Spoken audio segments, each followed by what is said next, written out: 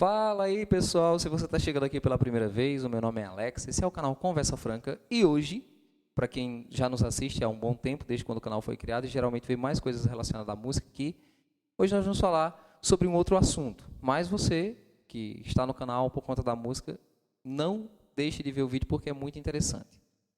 Hoje nós vamos falar sobre fascismo. Então, para quem está acompanhando todo o cenário nacional, tudo que está acontecendo, que acompanha pela internet ou pela imprensa convencional, né, e que também tem acompanhado os desdobramentos da guerra entre Rússia e Ucrânia, muitas vezes a gente escuta muito esses termos na internet, na televisão: fascismo, socialismo, comunismo, enfim, nazismo. Se fala muito, né, em relação à Ucrânia e Rússia. Os russos acusam a Ucrânia de ser neonazista, enfim. E eu resolvi trazer uma série de conteúdos falando sobre esses movimentos, esses ideais políticos, certo? E explicando as diferenças, os pontos semelhantes entre cada um, para que você que assiste o canal, ou você que é estudante, e se esse vídeo chegar até você, ou você que tem interesse em saber, que muitas vezes vê isso na televisão e não sabe o que significa, o que é, tá certo? Então, desde já, quero pedir para você que não é inscrito, se inscreva no canal, aqui tem muita coisa legal, tem música, tem informação, tem discussão, né? E para você que já é inscrito, indique esse vídeo para outras pessoas, curta, comente, compartilhe, porque isso vai ajudar o canal a crescer e vai me fazer entender que esse tipo de conteúdo agrada e chama a atenção e faz com que eu queira produzir mais conteúdos assim, tá certo? Então, desde já, eu quero destacar que o que a gente vê hoje na imprensa, na internet, em termos apolítica no Brasil, é que existe uma espécie de polarização entre aqueles que são apoiadores do presidente, né, e aqueles que são apoiadores da outra vertente que está competindo, né, no caso, apoiadores do Lula, tá certo? Eu não quero aqui manifestar apoio a A ou a B, não é essa a minha intenção, é só explicar o que de fato é fascismo. Porque volta e meia a gente vê alguém acusando o Bolsonaro de ser fascista, por exemplo, né? Assim como volta e meia alguém fica gritando que o PT é comunista. E isso faz parte, né? Mas é necessário que a gente entenda esses conceitos para que de fato saiba por que, por exemplo, o Bolsonaro é acusado de fascista e se essa acusação condiz com que de fato é o fascismo, e por que o PT é visto como um partido comunista. E por que, por exemplo, o comunismo é visto por muitos com maus olhos, por exemplo, certo? Vale destacar, e aqui é sem querer dizer que, por exemplo, se fulano chegar ao poder, fulano vai tornar o Brasil uma ditadura. Não. Eu só quero destacar que países, por exemplo, que usam a vertente socialista, como é o caso da Rússia, têm afinidades com um regime ditatorial. Se a gente observar, o presidente da Rússia está no poder há 15 anos, certo? Há quase 15 anos. Então, é uma espécie de ditadura. É uma ditadura, entre aspas, disfarçada. Não adianta querer negar. A gente tem uma China, por exemplo, que flerta com o comunismo e que tem um regime meio que ditatorial. A gente tem uma Coreia do Norte que é comunista e que tem um regime ditatorial. Então, o fascismo ele surge lá no século XX como uma ditadura, como um movimento político que se instaura uma ditadura na Itália. Tá? Mas o fascismo ele já começa na primeira década do século XX, em 1910, mais precisamente, quando Mussolini estava no Partido Socialista da Itália, e ele já tinha lá ideais do que ele viria chamar de fasci, que seria depois evoluído para o fascismo. Tá? E a saída de Mussolini do Partido Socialista está relacionada com a Primeira Guerra Mundial. Porque quando houve a Primeira Guerra, a Itália ficou dividida entre aqueles que queriam que a Itália entrasse na guerra e aqueles que queriam que a Itália não entrasse. E o Partido Socialista era contra a entrada da Itália na guerra e Mussolini era a favor. Então Mussolini rompe com o Partido Socialista e começa a professar as ideias fascistas, que depois ele mesmo deu esse nome, quando criou o Partido Fascista italiano.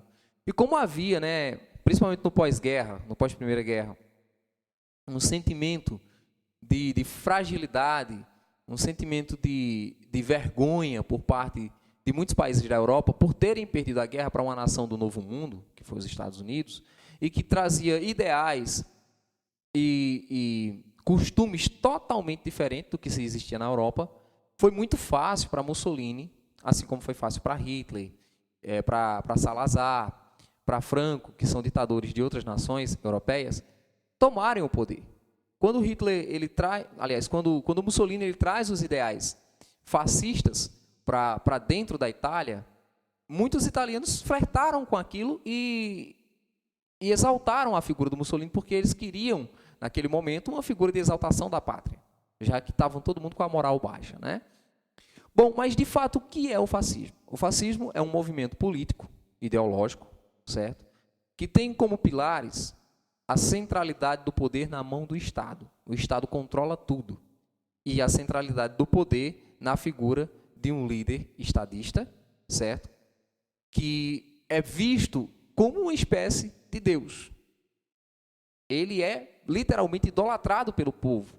E para o povo que adota um ideal fascista, como, por exemplo, o que aconteceu na Itália, só quem pode resolver os problemas da nação é o líder, certo? Isso aconteceu na Itália. Mussolini ele é venerado pelas pessoas, ok?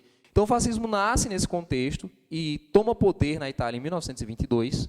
Ele nasce no contexto do enfraquecimento europeu, de um sentimento de inferioridade, de revolta do povo da Europa, e Mussolini começa a pregar as ideias fascistas lá, e o povo, principalmente a classe mais elitizada, aderiu às ideias de Mussolini, certo? Vale lembrar que Mussolini conseguiu agradar tanto os setores rurais quanto os setores urbanos. O que ele dizia, as ideias que ele defendia, era de uma nação soberana, certo? Forte. Então havia um nacionalismo extremo que não se curvasse a nenhum outro país, que não deveria se curvar a nenhum outro país, e que zelasse pelos interesses do coletivo. E é nesse ponto que o fascismo dialoga com o socialismo e com o comunismo. E só aí, certo? Então, o fascismo priva ou retira qualquer sentimento de individualidade, qualquer direito à individualidade e visa o coletivo. Sobre uma bandeira de coletividade, mas é claro, com a figura de um ditador que está lá governando ao seu bel prazer, fazendo tudo que lhe der na telha. Então, o fascismo pregava justamente essa mudança do status quo, certo? O status quo é aquela posição que você busca individualmente. E o fascismo não quer saber disso, ele quer saber do coletivo. Então, em resumo, nós vamos ter como ideias centrais do fascismo nacionalismo exacerbado, centralidade do poder na figura de um ditador, ok? O Estado como,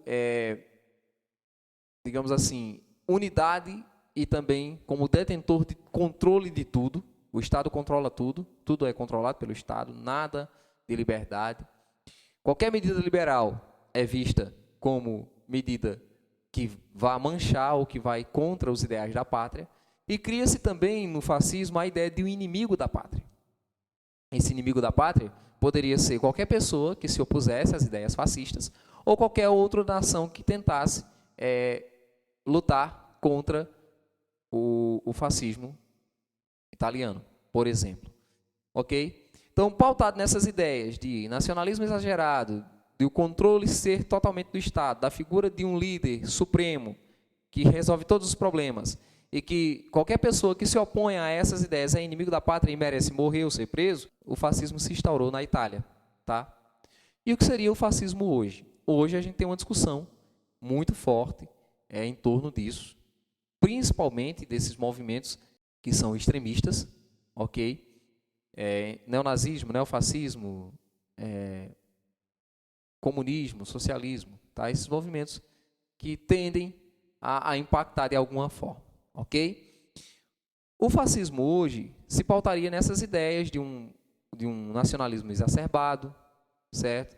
Da ideia de qualquer pessoa que se coloque contra as ideias do governo é inimigo do governo, é inimigo da pátria, aliás, porque não é inimigo do governo, é inimigo da pátria. Eles colocam como se fosse inimigo da pátria, ok? Que é justamente para criar no povo essa repulsa, ok? Então, além disso, além desses ideais, teria a ideia da centralidade do poder na mão do Estado, também, e da centralidade do poder na mão de um líder, unicamente. Ok? Então é uma ditadura, não tem para onde correr. Certo? Então, analisando os fatos aqui apresentados, você vê se de fato existem ideias fascistas hoje sendo difundidas aí no nosso país.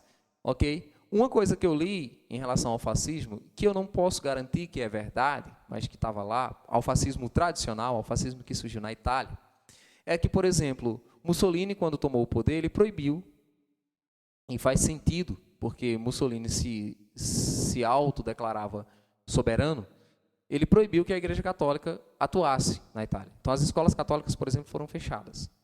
E o Mussolini se pôs radicalmente contra o cristianismo e exaltou o paganismo romano, já que ele tinha como objetivo retomar o grande poderio que o Império Romano tinha, aquele auge do Império Romano.